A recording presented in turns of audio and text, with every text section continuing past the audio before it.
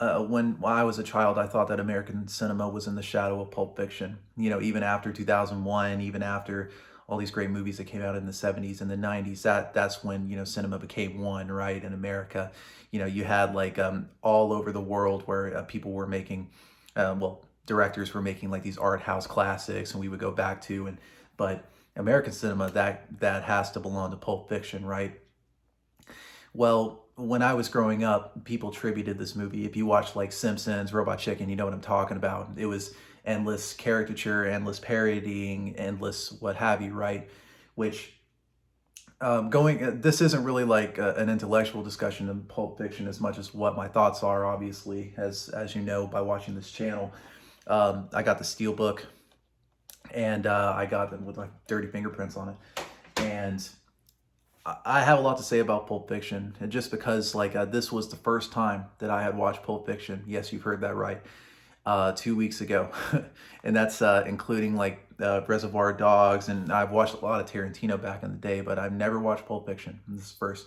You can never find Pulp Fiction when you were watching HBO or Showtime. At least I didn't whenever I was growing up. I don't know if the rights were like kind of like tied up with Miramax, but anyway, this is the first time I ever watched it in 4K, which you should get if you're a fan, by the way. It's an excellent transfer. It has good special features on it and such. But this is about Pulp Fiction itself, right? So when I listen to, when I read about Pulp Fiction, not a lot of people take stock into an account of what the actual story is. I mean, they'll talk about how it goes backwards and forwards, the narrative does, but um, I think that Pulp Fiction is one of those examples for me as a moviegoer that, okay, what do I get out of cinema?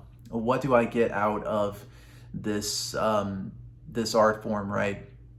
Um, these ideas that are represented by these moving images. I hate to get pretentious, but what I get out of Pulp Fiction is something of uh, a tribute to what has came before it, what maybe might come in the future, but overall as a package, it was kind of disappointing to watch, and I'm actually going to spoil this movie, mind you, so spoiler alerts, because we kind of have to.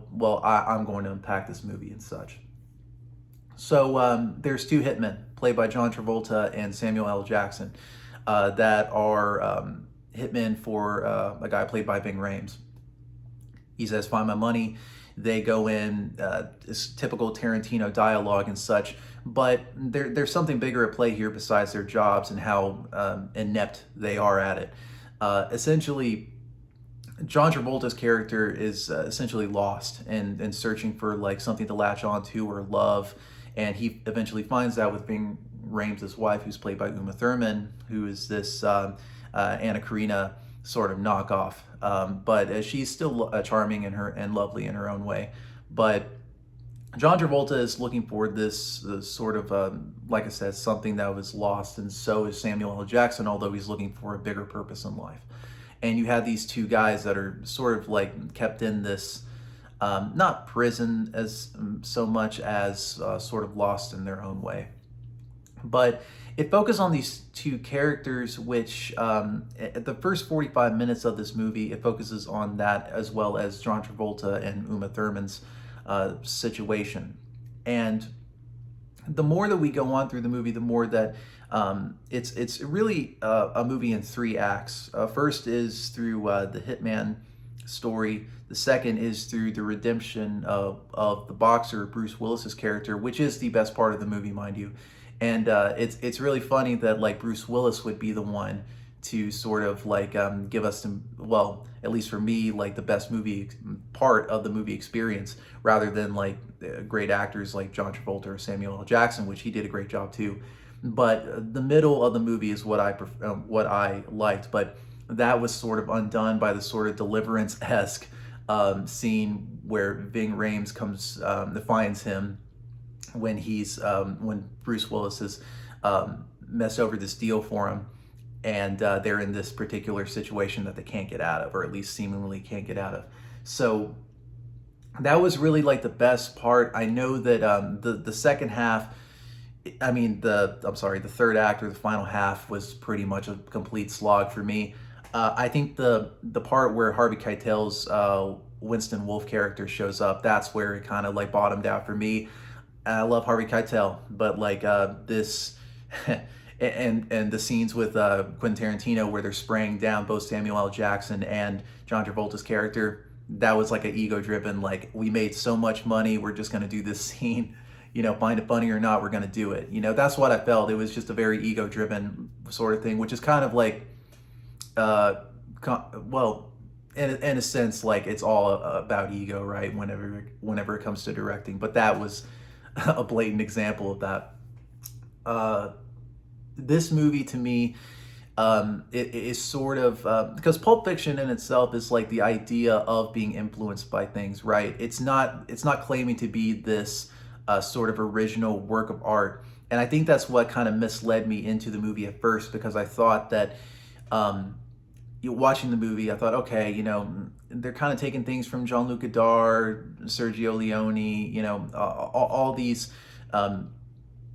And this sort of like snappy dialogue that had come previous, but Tarantino himself can meld these all together and make a very entertaining movie, right?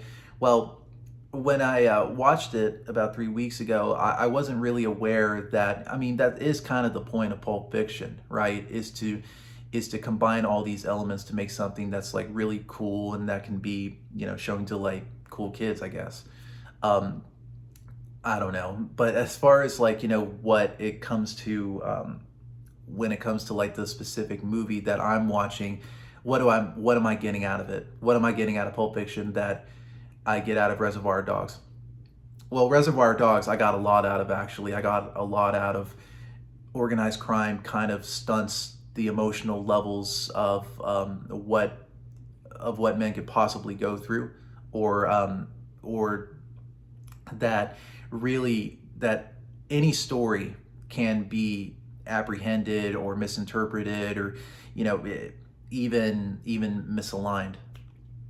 But with Pulp Fiction, I didn't really get a whole lot of information. I didn't get a whole lot of ideas that not could apply to my daily life, but like just something to like really bite off and chew on, and really apply these ideas to my head that I really didn't think of. Pulp Fiction didn't do that for me. It was more of a movie that like True Romance, for example, is really all about the characters and this and the action. And if you're into that sort of stuff, that is totally fine. I like a good Jackie Chan movie. I like Bruce Lee movies, even Kill Bill. Those movies are completely fine. But whenever it comes to like stuff that I really like to look about film, it's like, for example, like Good and Bad and the Ugly, for example. Um, People love that movie, right? And Quentin Tarantino has stated on a record that's his favorite movie. But why is it so good, right? It's not just the action scenes, right? Which is pivotal to the movie, of course. It's because there's this humanist element in the character of Tuco, and we're able to go on this journey with him and feel deep sympathy for him, even though that he's this ugly character, right? This isn't a Good and Bad and the Ugly review, but this is what I'm trying to like explain whenever it comes to movies like Pulp Fiction, is that it's sort of missing this element. The closest that it could get to is the Bruce Willis character, but even he, whenever they're about to like take out the pawn shop guys, and he's just like taking his time looking through the katana and the gun, that was like a perfect metaphor for what this movie was, in that it was all about just the shine on it, right? It wasn't like this, and I'm not asking for like a deep cinematic experience, right? But at the same time, like, there needs to be like little added touches there that eventually Tarantino would find in his later movies. But with Pulp Fiction itself, I could not find that. And even with the Anna Karina character that was played by Uma Thurman, and I forget who the character's name was, but I just see Anna Karina on the screen, right? Um, there wasn't really like a close thing. It was so like, reading off the script. It was so like not soulless, but there was some lacking there, I think. And so this rambly review is saying that if you like Pulp Fiction, that's awesome. But I feel like there could have been like little added touches, little things that could have made it a very worthwhile viewing experiences. And honestly, out of all really the Quentin Tarantino movies that I have watched, Pulp Fiction may be my least favorite movie that he has made. And it's not like a hot take. It's just that like when I see Inglourious Bastards, there's a lot of emotion and a lot of hard hitting. Now I'm comparing a movie from like 15 years, 1994 to like 2009, right? But as far as like Pulp Fiction goes, it is what it is, right? And that's why not a lot of people go into the plot details of it, because it's just not really a whole lot to discuss. Why should I talk to you about the end, about about the couple that's about to rob the dining area, right? Because it really doesn't make any sense. Like Samuel L. Jackson, we think finds like some sort of panacea that he can go into and try to carve out a whole nother life for himself, but we only have like the imagination to think of, right? So on the screen itself, I'm just kind of left barren, cold, whatever. So again, this long rambly review. If you like Pulp Fiction, you can't go wrong with this 4K. For my personal thoughts, you already heard them. So of course, Tarantino would go on to make better films, even with Jackie Brown just a few years later.